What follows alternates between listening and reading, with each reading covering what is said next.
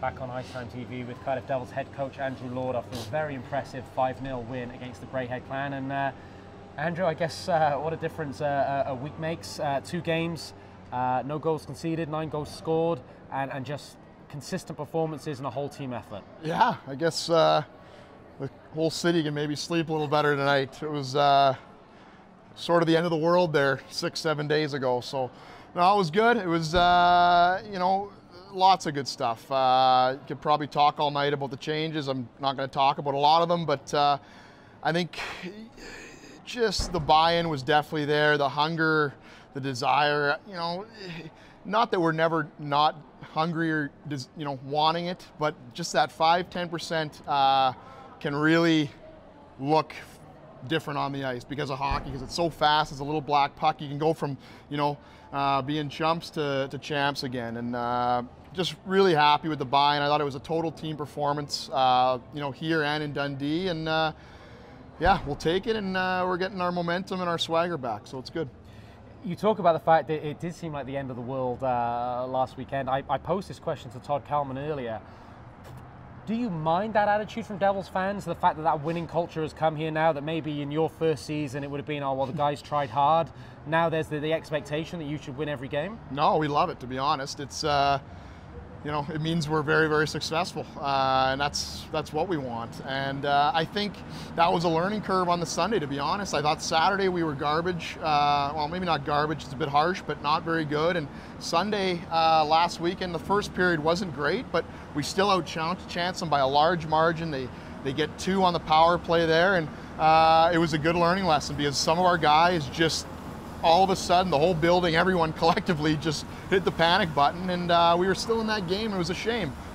Great learning lesson going forward. I think we're going to be much better when things start going wrong. We're going to manage that side of things and just stick to our game plan and play in the moment. And I thought this weekend, or you know, tonight in Dundee, there was very little ups and downs. It was a very nice, steady course and buy-in for 120 minutes. I know you're not going to give me much on this one, but 120 minutes of hockey, you haven't conceded a goal. Is it getting guys to the right side of the puck? Is it keeping guys to the outside? Is it just chipping out and using the glass? How have you, how's that defensive responsibility come to the forefront so much in the last 2 games? Yeah, I mean, it's, again, things can spiral out of control a little bit. We made a few little changes that I think fits our identity right now. I think as well, the D were just solid across the board. You know, Drew Paris is healthy again. You know, people weren't happy with him last weekend, but let's face it, he was great earlier than that. He comes up with an injury, he's just getting back into it. He was right back at it. I thought Hoff and Ritchie were, you know, themselves. I thought everyone else was solid, moving it quick.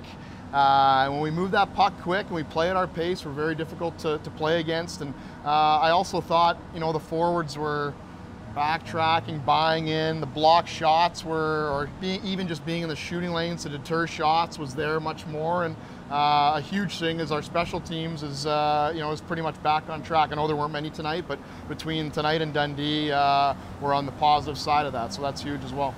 I know you hate it when I ask you the personal questions, but last weekend you said to Gaz and myself as we were standing here, you know, I'm not going home tonight, I'm watching that game tape right back. How do you as a player coach, and all right, okay, 4 years into your coaching tenure, but are they a long couple of days for you afterwards? How do you react personally in your coaching capacity? It's tough. The pressures are obviously there, and you know, the highs and lows have gotten a little better at managing it. Probably still got a long way to go, but you just, you know, what can you do? You can listen to all the noise, or you can erase all that and actually just put your work boots on and focus on what matters. And I thought, you know, from Boundsy all the way out to a man across the organization, we did that the last 6 days, and it shows. It shows when we play our game, when we erase a lot of the distractions and things, it makes a huge difference. And very, very proud of the guys. There was a lot of great performances tonight. You know, Morsey and Batchy, what can you say? I think they've been playing very solid for a long time. To see them get rewarded. See Mark Richardson, you know, what can you say about that guy? Thought the line combinations were working. Special teams, obviously, and, you know, just a good, solid all-around performance. Well, you took my next question away, the line combinations, I guess some of which enforced with Pope and Crowder not available, but Morissette and Bentivolio seem to have some nice chemistry there.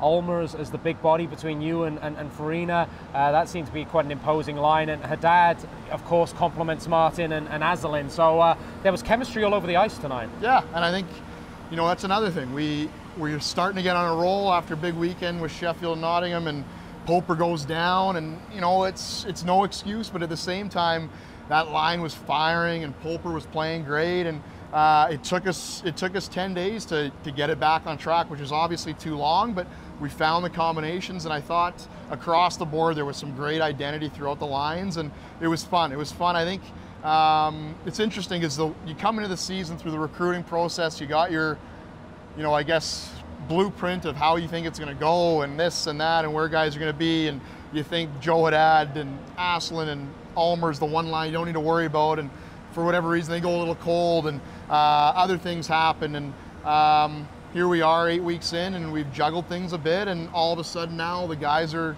feeling the flow again. And yeah, I mean, Mizey moves up the lineup, and I think he's just so dominant when he's playing that way, and even on the power play and the penalty kill, and you can go throughout the lineup. There was a ton of buy-in and lots of positives. Just finally, Andrew, you turn your attention to Champions League hockey again on Tuesday night. Obviously, you've enjoyed the experience. It's been a great experience for us as fans, but kind of distraction at this time in terms of having to change your game plan a little bit, you know, against a team that's probably going to have a little bit more puck possession, or are you just relishing the opportunity? Yeah, I think we're right back at it. Why not? It's going to be an unbelievable test.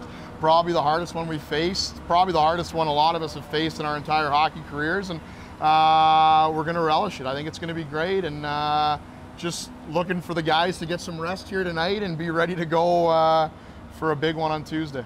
Well, Andrew, you've got a well-deserved Sunday off tomorrow, but a great performance tonight from you and the whole team. Thanks for joining us on IceTime.TV. You got it. Thanks.